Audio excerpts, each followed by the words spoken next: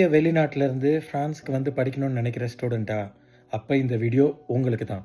என்னன்னு கேட்டிங்கனாக்க, ஃப்ரான்ஸில் வந்து ஒரே ஒரு இந்த நாட்டில் வந்து ஹெல்ப் பண்ணிட்டு இருந்தாங்க. ஃபாரின் ஸ்டூடெண்ட்ஸ்க்கு வந்து அவங்க தங்குறதுக்கு அவங்களுடைய அக்காமடேஷனுக்கு வந்து ரெண்ட்டில் வந்து கொஞ்சம் இது கொடுத்துட்ருந்தாங்க, காசு கொடுத்துருந்தாங்க. அந்த காசு வந்து ஃப்ரெஞ்ச் பிரைம் மினிஸ்டர் வந்து ஜனவரி 2026லேருந்து அவங்க பட்ஜெட்டில் பிரச்சனை இருக்கிறதுனால அந்த ஹெல்ப்பை வந்து கட் பண்ண போகிறாங்க.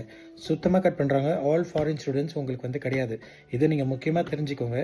அதை கணக்கில் எடுத்துக்கிட்டு நீங்கள் உங்களுடைய பட்ஜெட்டை போட்டுக்கிட்டு இங்கே வந்து ஃப்ரான்ஸில் வந்து படிக்கிறதுக்கான இதை வந்து ஏற்பாடு பண்ணிக்கோங்க. ஓகேவா?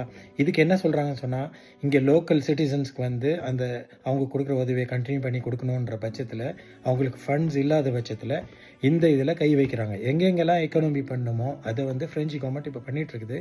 அதனால் நிறைய விஷயம் கட் பண்ணிக்கிட்டே வந்துட்டுருக்காங்க. அதில் முதல் இப்போது ஒரு கட் நடக்க போகிறது அது வந்து ஃப்ரெஞ்ச் ஸ்டூடெண்ட்ஸ்க்கு வெளிநாட்டிலேருந்து வந்து ஃப்ரான்ஸில் தங்கி படிக்கக்கூடிய ஸ்டூடெண்ட்ஸ்க்கு வந்து கொடுக்குற ஆப்பிஎல், அதாவது அவங்களுடைய ஏது போல லோஜ்மோ, அவங்களுடைய தங்குற வசதிக்கான அந்த வாடகையில் கொடுக்கக்கூடிய உதவி பணம் அதை கட் பண்ணுறாங்க. ஃபாரின் ஸ்டூடெண்ட்ஸ் உங்களுக்கு இனி உதவி பணம் கிடையாது ஜனவரி 2026லேருந்து.